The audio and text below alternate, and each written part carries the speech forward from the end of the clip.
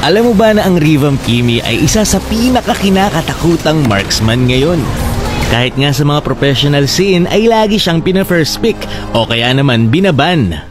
Pangalawa nga siya ngayon sa most pick hero sa Mythic Glory pataas. Kaya naman ngayon i-share ko sa inyo kung ano ang mga dapat nyong malaman bago kayo gumamit ng Kimi o kaya naman paano i-counter ito kung sakaling i-pick ng kalaban nyo. Malakas si Kimi ngayon dahil sa mga item na bagay sa kanya. Una na dyan ang Feather of Heaven. Sa passive kasi ni Kimi, ang 1% ng attack speed mo ay mako-convert into 1 magic power. At sa Feather of Heaven, meron ka ng 55 magic power.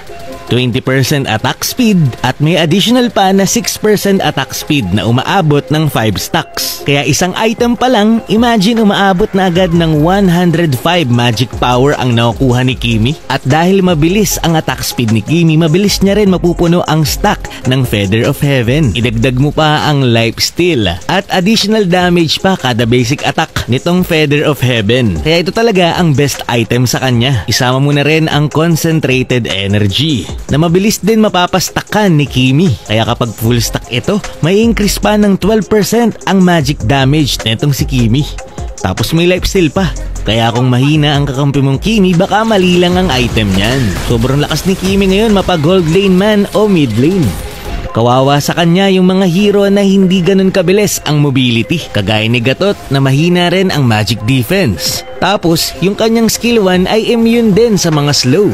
Kaya mabilis lang siyang makatakas sa mga slow ng kalaban. Basta lagi mo lang tatandaan, una i-maintain ang stacks mo.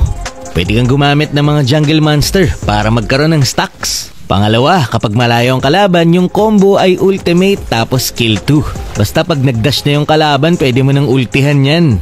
Pero pag malapit naman ng kalaban, pwede kang mag-skill 2 muna bago mag-ulti. Kung kalaban nyo naman ang nakakuha ng Kimi, eto ang mga heroes na pwede nyo pantapat o pang-counter sa kanya.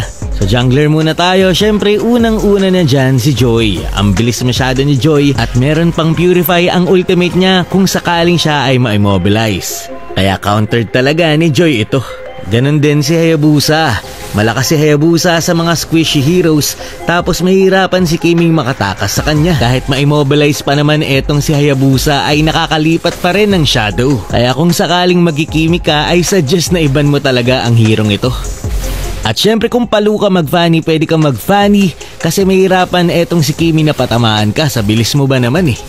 Para naman sa non-meta jungler na pang-counter sa kanya, nandiyan si Karina. Dahil masyadong frequent ang basic attack ni Kimi, kapag nag-skill 1 si Karina, masasaktan talaga yung Kimi dyan, kaya uultihan na lang siya. Pwede mo nga ma-takedown yung Kimi gamit lang yung skill 1 eh. Lalo na kapag clash tapos hindi napansin ng Kimi na naka-skill 1 ka, kawawa talaga yung Kimi sa'yo. Sa mga marksman naman tayo, syempre nandiyan si Iritel na malikot din kaya mahirapan si Kimi na mag-target. Pero syempre kapag Iritel ka, kailangan din ilagad mo ang mga skill ni Kimi. Kasi kapag na-immobilize ka niyan, ikaw yung kawawa. So para sa akin, ito ay pantapat lang. Hindi talaga sobrang counter. Pwede rin pang tapat etong si Granger. Since malayo ang range ng kanyang ultimate, mahirapan si Kiming abutin siya. Kaya para sa akin, hindi solid counter etong si Granger pero maganda siyang pang tapat kay Kimi. At kung gusto mo naman yung laning pa lang ay panalo ka na, nandiyan syempre si Clint na umuuso na rin ngayon. Ang dami nang gumagamit nito sa high rank, na-buff kasi to ngayon. Kaya kahit sinong katapat niya ay kayang-kaya niyang harasin sa early game. Basta mag first kill out ka lang, okay na yun eh. Sa mga mage naman tayo, unang-una na dyan syempre si Pharsa na malayo ang range, masusone si Kimi, kaya niya ding i-take down at abutin si Kimi para maluhil agad ito lalo na sa late game. Kung talagang magaling ka naman magkagura, kahit hindi sobrang meta nito ay kayang-kaya niyang i-take down si Kimi gamit ang kanyang burst damage. Malambot lang kasi si Kimi kaya isang combo mo lang yan lalo na sa late game. Special mention syempre si Xavier na mapapahirapan si Kimi dahil kayang-kaya siyang hulihin kahit nasa malayo. Bagamat hindi mo siya kaya ng sabayan, yung ma-immobilize mo siya sa clash ay malaking bagay na. At syempre hindi mawawala dyan yung mga one-hit hero kagaya ni Veil. Malambot kasi si Kimi kaya ang kailangan mo talaga dito ay yung may pang one-hit delete. Sa mga XP lane naman, mahirapan talaga halos lahat ng XP lane sa kanya. Kaya naman ang magandang gamitin mo dito ay yung mga pang pick off na hero kagaya ni Kalea. Basta mahuli mo siya, goods na. Ganon din si Badang. Basta may follow up kapag hinuli mo ito, sure na matitake down nyo si Kimi. Pero kung solo gamer ka, pwede kang mag-damage Arlot. Lock target kasi ang mga skill nito. Tapos marami pang crowd control, kaya mahihirapan si Kiming makatakas.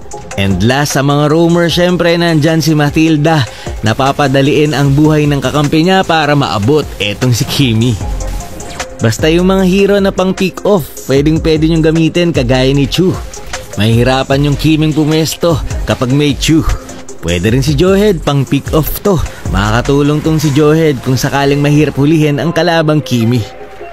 And syempre special mention nandiyan si Lolita na kayang harangan ang mga skill ni Kimi. Pero para sa akin talaga ang best counter dito kay Kimi ay si Matilda. Kung roamer lang ang pag-uusapan. So yun, sobrang lakas ni Kimi ngayon, gamitin nyo na kung sakaling hindi nababan sa mga rank nyo. Bago pa ito ma-nerf. Pero syempre, practicein nyo muna. Yun lang for this video. Maraming salamat sa panonood. And to God be the glory.